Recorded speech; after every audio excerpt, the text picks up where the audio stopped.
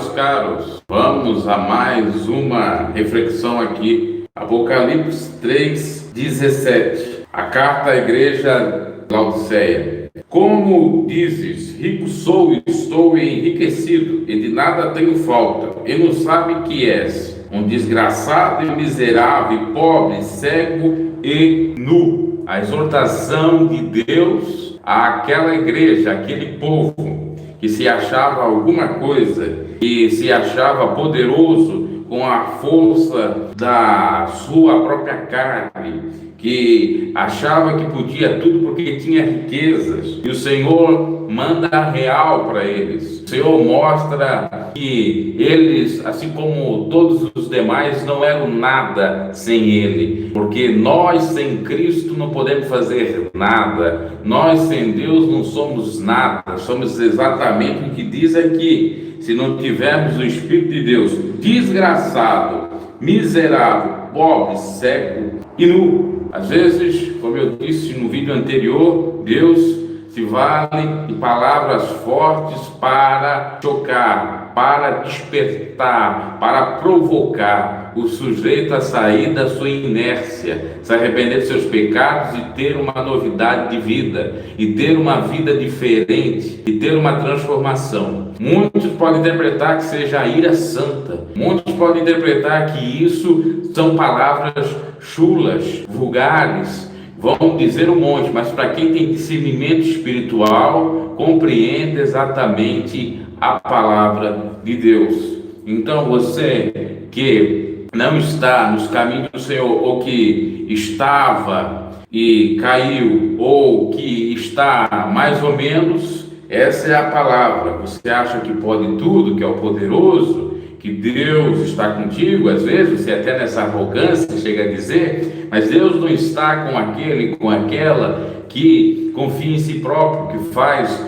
do braço humano a sua própria força, que confia em si próprio. Não estribeis os seus próprios entendimentos, mas sim confieis no Senhor, já dizia Salomão. É necessário, portanto, nós reconhecermos as nossas falhas, vermos que nós nada somos para mudar, porque ser desgraçado é complicado. E o desgraçado aqui não é não ter graça dos homens, de riso, de piada, de felicidade aparente, é com relação à graça muito uniforme de Deus, do favor imerecido de Deus, a graça que o apóstolo Pedro vai nos exortar para crescer na graça e no conhecimento do Senhor e Salvador Jesus Cristo.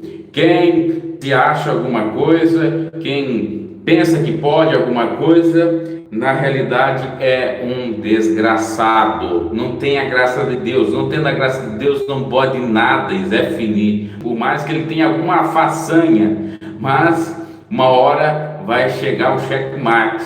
Poder até não mais poder, já diria um poeta aí de uma música.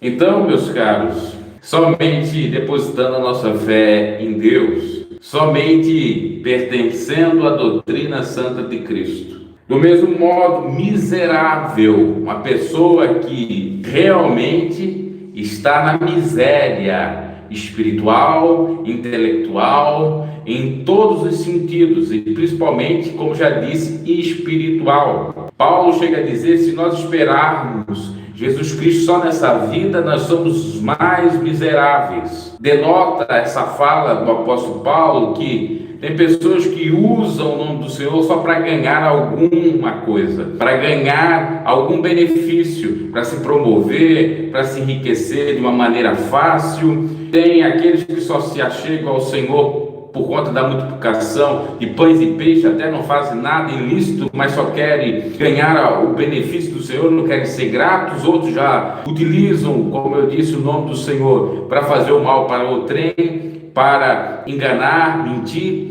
E esses são miseráveis, porque só pensam no Senhor nessa vida, não pensam na vida vindoura, não tem comprometimento com a palavra, não tem temor de Deus. Então eles são miseráveis em todos os sentidos e acham que ainda são alguma coisa, que são ungidos de Deus, que têm graça de Deus, que são poderosos, porque essa palavra é para uma igreja que se dizia de Deus, é para uma igreja que falava que cria em Deus. Não é necessariamente para os ímpios essa palavra. É óbvio que se refere de alguma forma a eles, mas no contexto bíblico nós percebemos que nítida a exortação do Senhor para a igreja, para o povo que se diz seu, mas só está na meia pataca. É um povo arrogante, soberbo, é um povo que acha que não tem problema, que é só bênção. Mas não temas, Deus é contigo, não vai vir problema, é só prosperidade. Não vem, vem o castigo,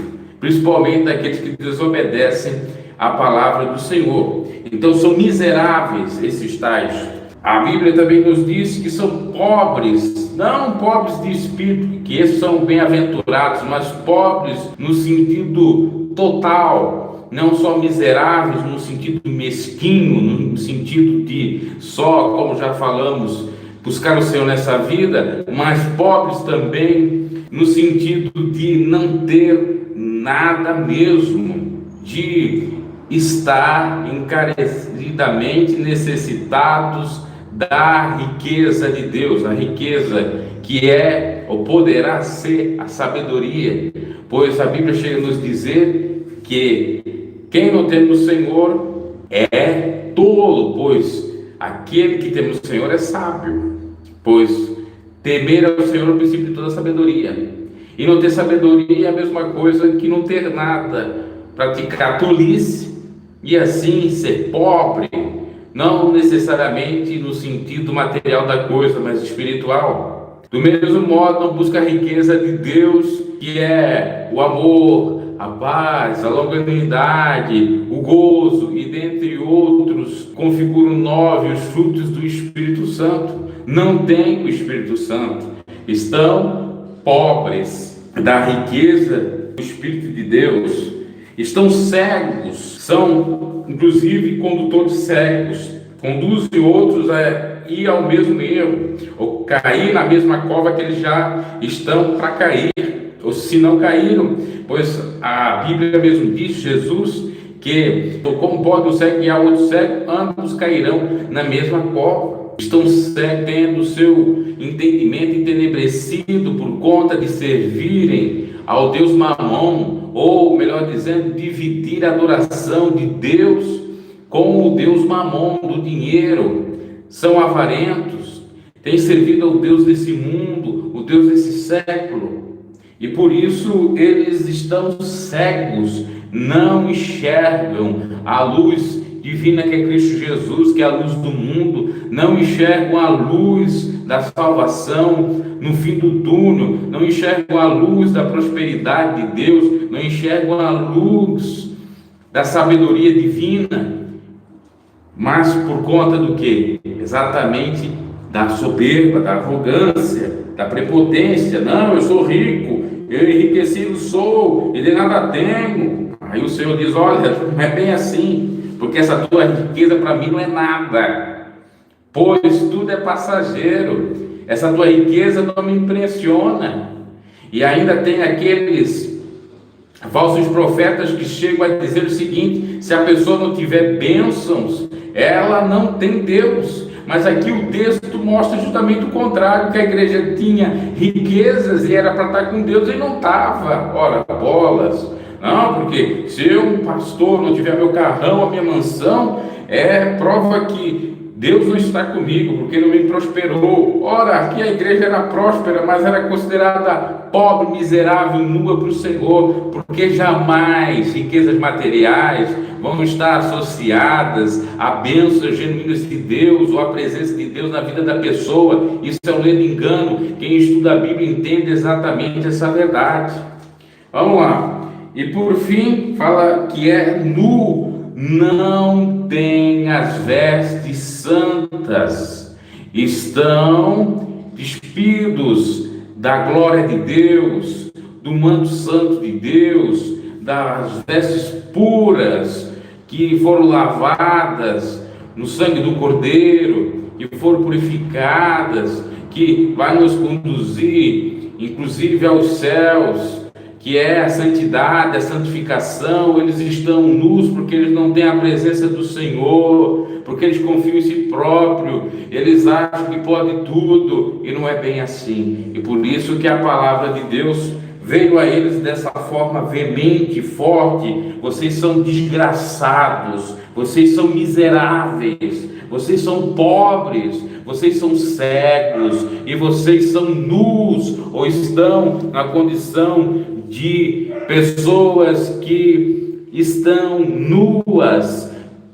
As suas vergonhas estão sendo mostradas, porque vocês não temem a mim, porque vocês não pensam em mim, porque vocês acham que são alguma coisa e não são nada sem mim, esqueceram de mim. É isso que o Senhor está dizendo para muitas igrejas, para muitos que se dizem cristão e não são, para muitos que se dizem de Deus e não são apenas da boca para fora, porque o seu coração está distante, falam de Deus, mas não honram nas suas próprias práticas, ações a Deus, ao Espírito Santo, a Jesus, como disse o profeta Isaías, e o próprio Cristo repetiu dizendo: esse povo me honra de lábios, pois seu coração está distante. Tome muito cuidado, abraço e até a próxima.